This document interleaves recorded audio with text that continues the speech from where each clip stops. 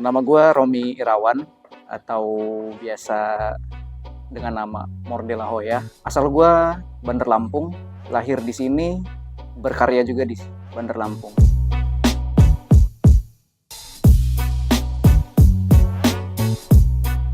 Gue bisa dibilang sejak lulus SMA ya, mulai mengenal teman-teman yang punya hobi dan bekerja di industri kreatif yang sama gitu. Itu sekitar tahun 2015. Dulu kecil, aktivitas yang membuat gue nyaman bisa dibilang menggambar. Dulu itu gue di buku, bahkan buku pelajaran atau kertas biasa gitu. Belum pernah di media lain selain kertas dulu waktu kecil. Awal mula gue pengen gambar itu karena gue dulu sempet SD sampai SMP itu ngoleksi manga atau komik Jepang. Jadi gue suka ilustrasinya. Awalnya gue nyontek gitu, karakter-karakter yang ada di sana yang menurut gue suka gitu, gue contek gitu. Jadi ketika gue menggambar gitu atau melukis, gue nemuin titik nyaman gue di situ gitu. Entah gue sebelumnya sedang sibuk atau sedang merasakan emosi yang kayak gimana gitu. Ketika gue melukis, kayaknya itu ngebuat gue melepaskan rasa-rasa yang nggak nyaman gitu lah di dalam tubuh. Buat gue pasar seni, gudang rupa, di waktu itu pertama kali gue kenal teman-teman juga di sana, itu suatu tempat yang memorable, sangat berkesan selama gue berkarir ya. Karena sebelum bertemu dengan teman-teman di sana, gue belum menemukan teman yang bisa diskusi atau ngobrol gitu dengan frekuensi yang sama gitu. Kalau pameran, pajang karya, sejauh ini pameran solo belum pernah. Tapi kalau kolektif kayaknya udah cukup sering. Pemilihan warna, gue dari kecil selalu tertarik dengan ilustrasi yang punya warna yang mencolok ya Kak. Jadi itu juga yang gue aplikasiin di karya gue gitu. Karena mungkin gue pengen terlihat seperti itu juga gitu, mencolok ataupun menarik gitu. Pada akhirnya ya gue menemukan warna yang bisa gue jadikan identitas gue sendiri gitu. Jamming, graffiti gitu pernah. Mungkin kangen itu bukan ke gambarnya ya, tapi ke aktivitas dengan teman-teman gitu, gambar barengnya. Karena kan di situ kita nggak cuma gambar gitu. Menurut gua ya perkembangannya baik, ke arah yang baik gitu, dari komunitas gitu, dari masing-masing pelakunya juga. Dulu awal itu waktu gue di tahun 2015 aja langsung ya. Pertama kali itu ke dunia graffiti. Jadi gue bikin karakter gitu. Ada ilustrasi kayak karakter ikonik gitu lah ya, makhluk hidup gitu. Lanjut gue sempet bikin karya yang gayanya kayak pattern gitu. Itu berlangsung berapa lama ya? Sekitar setahun atau 2 tahun gitu, sampai sekitar 2017.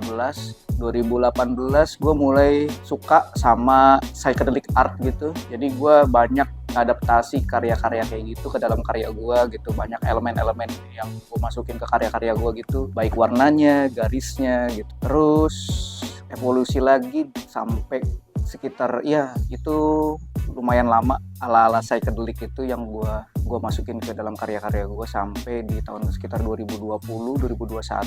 Berevolusi lagi ke sekarang karena gue berpikir karya gue jika mau dan bisa dibawa kemana aja itu harus bisa lebih sederhana. Makanya sebelumnya kan garis-garis gue tuh selalu dengan garis-garis yang tipis gitu ya. Gue mulai eksplorasi, terutama gue mulai bikin juga karya digital di situ. Jadi outline dari karya gue tuh semakin tebel. Itu juga berpengaruh ke karya-karya manual gue. Tapi gue pengen nyoba ngasih perbedaan gitu. Karya digital dan manual itu tetap dikenal sebagai karya Mordela Hoya, tapi ada pembeda gitu, baik digital ataupun manual. Bisa dibilang yang digital tuh lebih simpel atau lebih sederhana, sedangkan yang manual gue bikin lebih kompleks gitu, baik dari warna, goresan garisnya, sampai ke ya makna dari karyanya juga. Kalau itu bisa dibilang makna dari banyaknya karya gue itu, gue pengen menyampaikan alam bawah sadar sih Kak, seperti mimpi gitu.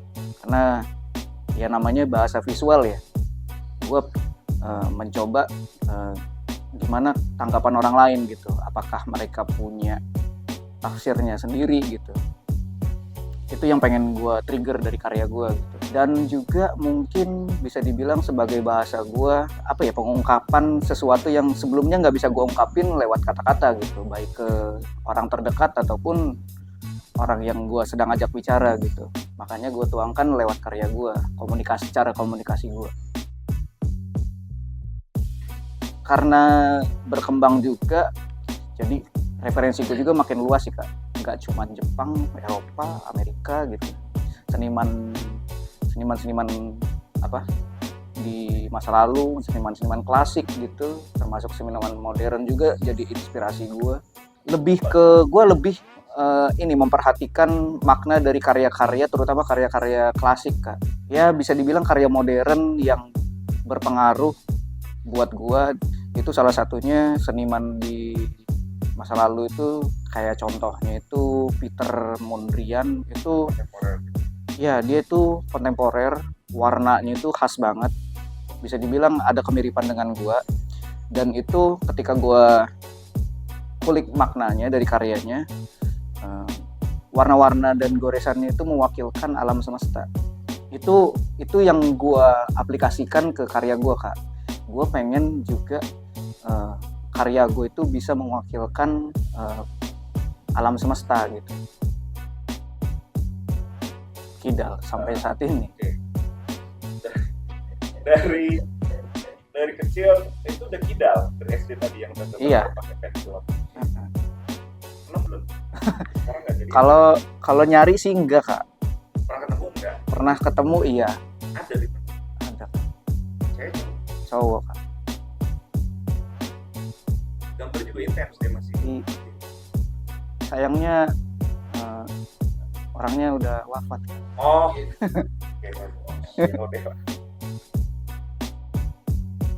Harapan gue ya kalau saat ini makin nunjukin karya-karyanya gitu. Karena mungkin dari gue sendiri gitu, gue kurang berinteraksi atau apa, tapi gue ngerasa karya-karya anak di regenerasi atau generasi yang baru dari gue itu kurang menonjol gitu. Mungkin dari media sosial kali ya, cara mereka nge-create kontennya gitu. Jadi ada bisa dibilang gue nge-develop style yang lebih baru gitu ya, setahun ke belakang ini. Itu ya cukup lama memang. Karena ya selama gue berkarir dari sekitar tahun 2015 itu gue masih dalam keadaan bingung sebenarnya.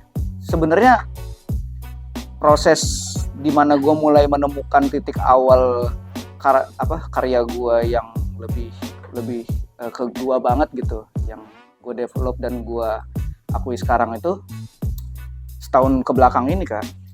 Kalau dulu itu kan gue karena banyak terpapar karya-karya orang luar juga ya, terutama komik-komik Jepang, manga Jepang gitu. Kalau sekarang itu gue masih mirip-mirip juga bisa dibilang Kak. Sempat gue nemuin salah satu video game yang ilustrasinya gue suka banget. Nah, gue kulik-kulik lah siapa sih artis yang dibalik yang ngedesain game ini. Nah, gue lihat-lihat, emang keren orangnya gitu. Dan karyanya juga keren banget. Balik lagi, gue tuh sebenarnya bukan sebagai penemu ya atau menghasilkan hal yang baru. Tetap gue mengaplikasikan karya orang lain, memadukan karya-karya mereka, jadi gimana caranya itu bisa jadi karya yang dihasilkan dari Mor de la Hoya gitu. Masih sama ketertarikan gue dengan dengan manga atau dengan game gitu dari kecil sampai saat ini. Dan itu ternyata bisa berpengaruh ke gua gitu, sampai ke pengembangan karya secara visual dan secara makna gitu. Karena gue menyukai cerita-cerita di dalam manga ataupun di dalam video game yang gue jadikan referensi itu. Ceritanya bagus gitu, dan bisa dibilang nggak biasa gitu. Nah, gue pengen juga karya gue juga punya cerita gitu, sebagai bentuk komunikasi gue. Tapi kalau musik gue bisa dibilang cukup eksplorasi sih Kak. Bisa dibilang signifikan juga pengaruhnya musik terhadap karya gue ya Kak. Karena hampir lebih dari setengah karya gue itu yang berpengaruh itu nggak cuma referensi tapi musik juga. Ya aktivitasnya ya sambil dengerin musik sambil menggambar. Musik klasik, musik modern gitu. Tapi kalau sekarang kayaknya gue lebih banyak dengerin musik klasik sih Kak. Keluar rumah gue jarang Kak. Gue lebih nyaman di rumah justru bikin karya, walaupun nggak gambar, main game, dengerin musik, baca komik gitu. Kalau yang baru gue baca itu terakhir dari Jepang sih Kak, itu judulnya Vinland Saga. Kayak gitu juga nggak itu? Ya, ceritanya itu sebenarnya cerita tentang sejarah bangsa Viking, tapi karakter utamanya ini mengalami kejadian tragis, bokapnya dibunuh di depan mata dia gitu. Akhirnya dia punya ambisi untuk balas dendam sama orang yang ngebunuhnya gitu. Ya perjalanan dia itulah gitu, evolusi karakternya juga. Ya kalau dibilang bisa menginspirasi karya gue sejauh ini, ya bisa. Ada teman yang memang biasa gue ajak diskusi gitu. Iya. Jadi gimana gitu sebenarnya karya yang menarik buat yang selalu gue tanya ke orang-orang yang menurut gue bisa gue percayai, itu jawabannya ya pertanyaan gue awalnya, apa sih karya saat ini yang menurut gue menarik gitu. Karena gue pengen tahu hal menarik di orang lain itu apakah bisa gue aplikasikan ke karya gue gitu. Gue mengusahakan diri gue harus lebih terbuka gitu. Pendapat orang lain tuh penting ternyata. Gue udah percaya dengan karir yang gue pilih ini gitu. Sebagai visual artist, tujuan besar gue itu gak cuman sebagai dan untuk diri gue sendiri, tapi gue mau karya gue bermanfaat bagi masyarakat dari segi manfaat secara produk atau manfaat secara makna karya itu terhadap orang yang menikmatinya. Gue pengen seberpengaruh itu karya gue, karena ya pada akhirnya gue juga gak cuman bisa hidup mapan, tapi gue harus bermanfaat gitu. Karena dari mana lagi selain pekerjaan yang gue cintai itu. Dari situlah mungkin jalur yang terbuka lebar untuk gue bisa